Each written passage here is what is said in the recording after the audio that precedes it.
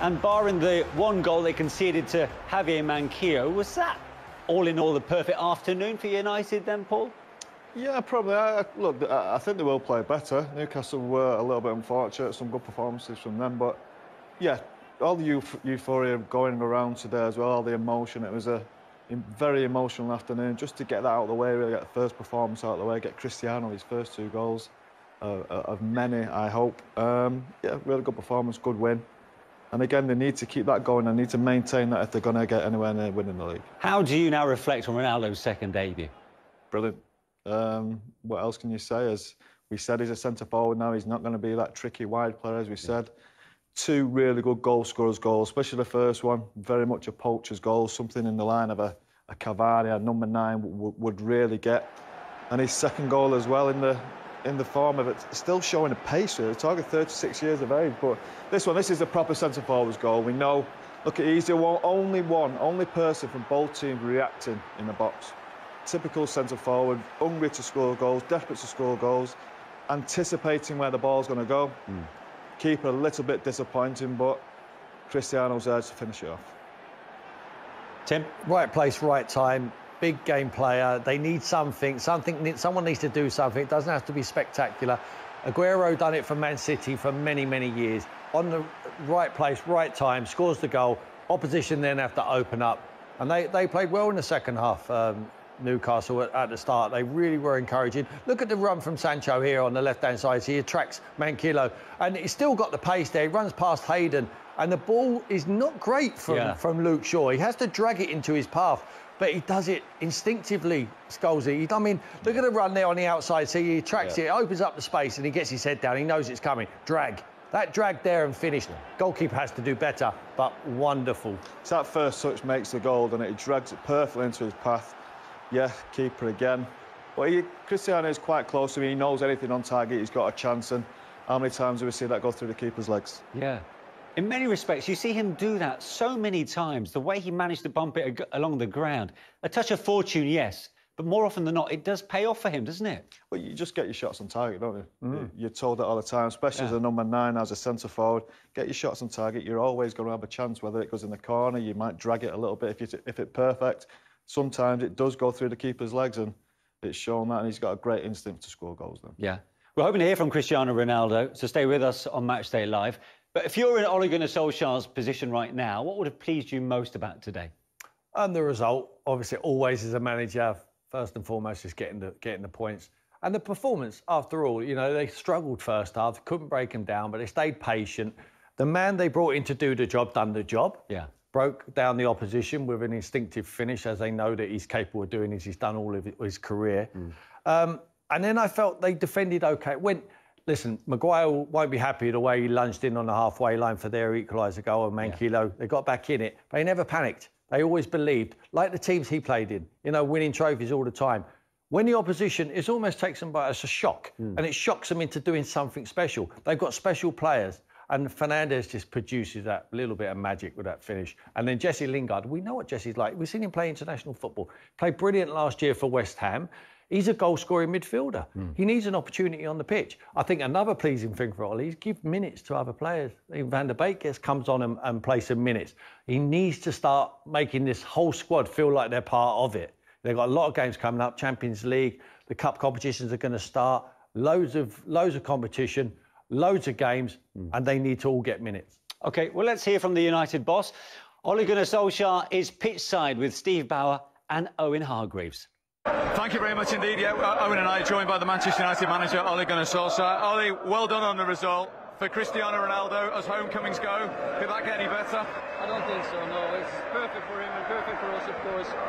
And for the supporters and the club, of course. It feels very good. Before we talk about the game itself, Owen and I were saying pre-match, that atmosphere when he ran out, the excitement, the smile on all the staff's faces, it felt like the old Manchester United days today. Yeah, you know, he belongs here, we feel, and this is Man United with an atmosphere.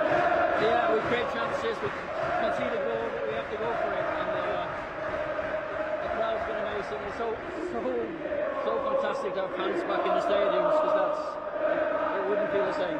You've heard atmospheres a million times as a player and a coach inside this stadium, but today, when Cristiano walked out and his name was announced, even for you, that must have sent a shiver down your spine. He deserves it for what he's done for the club, for what he's done in his career.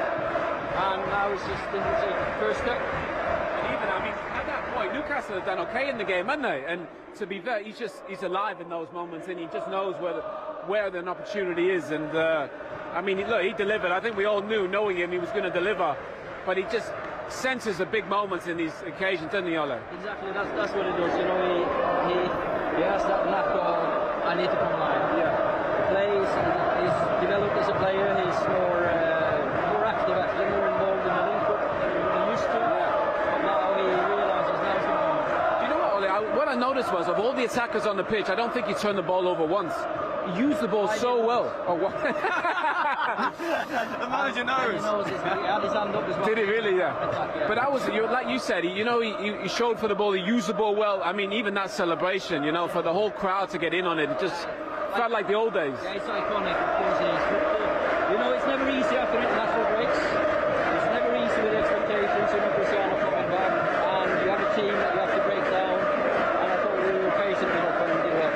What kind of effect has he had on all the other, even the senior players arriving this week? Of course, he's done it all. He's professional. I don't think anyone realises how much he has sacrificed to become the athlete he is. Yeah. So he's someone to learn from.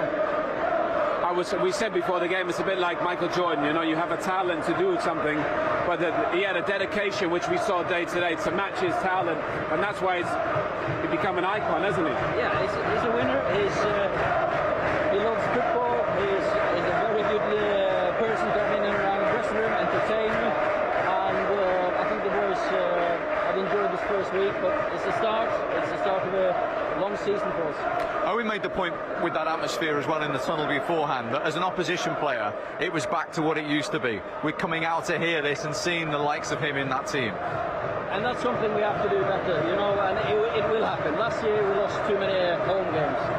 Maybe because of the pandemic and no crowds, but we did really well away from home. So if we can make this a fortress again, of course it's going to bring us many points. Well, we had that chat with Brucey before the game when he came out of the tunnel. We said, obviously it could be tough, but people used to come to Old Trafford fearful of what could happen, how many goals they could concede. Feels like now that could happen again this season with the firepower there. Yeah, we know we've got goals. It's now about finding the balance. Don't go bungo. I thought Paul and Nemanja today played it really well, disciplined and kept the ball moving, and we know that with great chances with the talent we got up front. And Ollie, just finally, we're seeing these fans still inside the ground now. As Manchester United manager going home today, what does it feel like to have put smiles on their faces? Everybody this week connected with the club. They all had a spring in their step today. You know the club, and this is what it's about for every supporter of ours, coming here, enjoying themselves and dreaming again. Well done today. Thanks very much indeed for joining us. Thanks.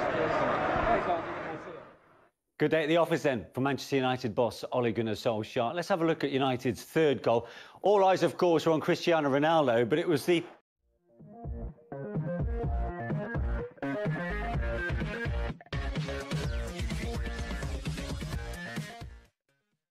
Hello and welcome to another Footballista video. In this video we're going to look at all the latest football news from today. So the first news is from Daily Star, and it says that Real Madrid will turn their attentions elsewhere if they can't agree a deal for Manchester United midfielder Paul Pogba. They have already selected their backup option, which is Valencia's Carlos Soler, which is high on their list. They are keeping an eye on him and will be looking to get him if they can't get Paul Pogba from Manchester United next season. So the second news today is that Cristiano Ronaldo has beaten Lionel Messi in the shirt sales, as Manchester United number 7 shirt has already been sold almost double the times Lionel Messi's PSG shirt was sold, and United have earned around 187 million euros from shirt sales in just 8 days. The third news today is that Sergio Aguero has insisted that a Lionel Messi released related exit clause in his Barcelona contract does not exist. So when Aguero joined Barcelona, it was reported that he joined because of his friend Messi. But after Messi left, reports were coming out that Sergio Aguero would leave Barcelona as he would not be playing with his friend. So now he is coming out and denying those reports and saying he didn't have any sort of release clause related to Messi. So the next news today is that Premier League clubs were given the green light to field all their banned South and Central American stars after calling FIFA's bluff. So the next news is that David Luiz has verbally agreed to join Flamengo ahead of Marseille, Lazio and Salernitana, according to reports. So the next news is that Cristiano Ronaldo was never going to sign for Manchester City despite claims that the forward was close to joining Manchester United rivals, as reported by Daily Express. Ole Gunnar Solskjaer has insisted.